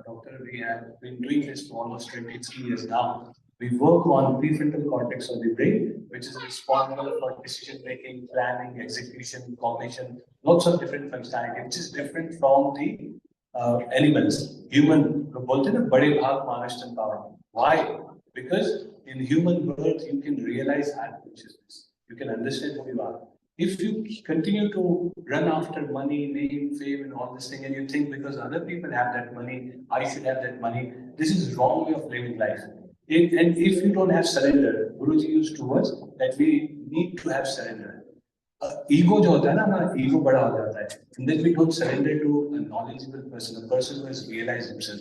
That is why we think that who we are okay. But this is, I'm sorry to say, it is an animal life. Because there is so much blissfulness you have. आपकी presence से समाज में हजारों लाखों करोड़ों का फायदा हो सकता है. Your mere presence can change the people's life. So you need to be like that. How you will become that is by controlled conditioning. What you see, what you eat, how you think, how you do that. This is under your control. If you don't control that, it will not happen. There is a process to it, and we will, in future we will try and understand that what is the process. How do you get up in the morning? What do you do? What you should eat? How you should sleep? We don't know. I'm sorry to say, 99% people can't sleep properly. They don't understand how to sleep, how to eat, how to think. And that is why the money is increasing, the sophistication is increasing, but the suffering inside the mind is increasing as well. Everyone should introspect and see. जब धन से ही सब कुछ हो जाता तो इतने दरिद्र दुखी नहीं होते. I go and meet millionaires and billionaires. I meet film stars. I meet politicians. I meet lots of big people. But I can tell you that जो अभी संतोष की बात कर रहे थे, जो भगवान ने बताया, that you have to, भगवान आपको अंदर खींचा. अंदर क्या है? भगवान क्या है? सच्चिदानंद स्वरूप है. अभी हमने पूर्ण जो अभी बोला कि ओम पूर्ण. This is all. It's all fullness there and fullness inside. There is no lacking. There is no deficiency. It is only your mind. And satsang is the way to it. And Pujya Guruji has come here. आपके मन में जो भी संकल्प है, I would tell you to close your eyes and just say today that I have started on this journey from darkness to light, from mortality to immortality, and from trivial, from material to spiritual life. Just take this decision today that I am a part of life. That is the job of a guru. Guru means who removes the darkness inside you. So you close your eyes and take a sankalpa today, take a resolution that I want to be blissful forever. अध्यात्म दो चीज करता है, एक तो आपके दुखों का अनंत, जो आप दुख से सफर करें ना, it will take it all away, आत्यंतिक दुख निवृत्ति और परमानंद की प्राप्ति. If this is there then you don't need all this external circumstances to make you happy. फिर बहुत सारा हॉलीडेज पे जाना, बहुत सारा पैसा खर्चा करना, बहुत सारे रिलेशनशिप्स के पीछे भागना, ये सब की जरूरत नहीं पड़ती. ये फेक लाइफ है. Real life, it starts when you start doing it. So we thank you Guruji again. We offer our business at your lotus feet, and they will do the. एक बात में चलते चलते बीच में प्रसंग विस्मृत हो गया था. मैंने राधा कृष्ण की जो बात की कि राधा एक अर्थ में भगवान की शक्ति है, कृष्ण की शक्ति है, पर एक और एंगल से भी इसको देखा जा सकता है. एक शब्द होता है धारा. धारा तो धारा, जैसे हिमालय की धारा भारत में चलते चलते और गंगा के रूप में आगे बढ़ रही है, ऐसे ही हमारी आत्मा से धारा संसार की तरफ बह रही है. हमारी कॉन्शियसनेस संसार की तरफ बह रही है. तो यदि कृष्ण वापस खींच रहा है तो उनको कृष्ण के दर्शन होते हैं जो धारा को उल्ट देते हैं. धारा का अपोजिट कर दे तो राधा बन जाता है, धारा को विपरीत कर दे तो राधा हो जाता है. अर्थात हम अपने अंदर की तरफ यदि अंतर अभिमुखी हो जाते हैं तो राधा स्वरूप हो जाते हैं. धारा में तो हम बाहर की तरफ बहते हैं और राधा में कृष्ण से मिलाती है. अर्थात धारा का विपरीत कृष्ण से हमें मिलाता है. धारा को यदि विपरीत कर दिया तो कृष्ण के साथ मिलना होगा. कृष्ण तो अंदर खींच रहा है, पर वो इसलिए नहीं खींच पा रहा कि हम धारा में बहते चले जा रहे हैं. तो धारा को उल्टा करना पड़ता है. राधा के रूप में हमें अपने को प्रस्तुत करना होता है तो हम अंदर जा पाते हैं. माता जी कुछ बोलेंगी, बोलिए. बोली अम्बे मात की जय. सबसे पहले आई 100% एग्री विद समरथ जी महाराज. मैंने कई दफा इनको देखा है हरिद्वार में, आपको पतंजलि में. आपको शायद याद नहीं होगा क्योंकि जब हम करने जाते हैं अपना योगा प्रैक्टिस वो होते हैं और शिव आपके मेहमान दर्शन होते थे. अब मोए भरोस हनुमंता, बिन हरि कृपा मिले नहीं संता. राम सिया राम जय जय. ओह भाग्य हमारे कि आप यहाँ आए, क्योंकि ये बाहर नहीं जाते. I can tell you that because मैं भी जुड़ी हुई हूँ माँ की कृपा से स्वामी जी के साथ फॉर द लास्ट 18 years. ये कभी बाहर नहीं जाते, वहां पे ये छिप के रहते हैं और सबको अपना ज्ञान देते हैं. आप सब देख सकते हो वैदिक चैनल पे जितने भी नए आए हैं हमारे आचार्य, सबको ये ट्रेन करते हैं, सबको ये ट्रेन करते हैं. अभी मैं माता जी हरियाणा में आ गया हूँ, ट्रेन करके वो काम पूरा हो गया. हाँ जी. देखिए कितने लोग कितने एक्साइटेड हैं और कमेटी वाले मेरे को कर रहे हैं जल्दी कर. ये कहने का मतलब क्या है कि हमारे मंदिर की प्रथा है कि हम अरदास करते हैं. उसका भी यही रीजन है. ये इतना जो बड़ा मंदिर बना है और इतना बढ़ रहा है, बिना पैसे के नहीं चलता, इसलिए हम अरदासें करते हैं. और जो भी आपकी श्रद्धा हो आइए, मत्था टेकिए और अरदास कर दीजिए. उससे पहले सिर्फ एक लाइन बोलूंगी. भुला माफ करी माँ, भुला माफ करी माँ, भुला माफ करी माँ, भुला माफ करी। तो मराठी हमने बड़ी बेटी है, रियली एक्सक्यूज अस, हमने बहुत गलती की, महारानी हमें माफ करे। आइए, जिसकी जो जगह आके अरदास करिए। पहली अरदास है मिसेस मित्तल की, माँ के चरणों में। वरदे देवरानी वरदाती है, वरदे देवरानी वरदाती है, वरदे देवरानी वरदाती है। तेरा नाम जपा दिन रात, वरदे देवरानी वरदाती है,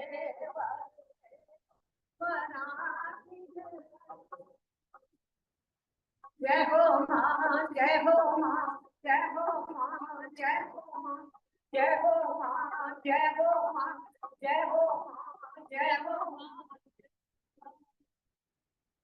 परे पनारे मेरी मैया, परे पनारे मेरी मैया,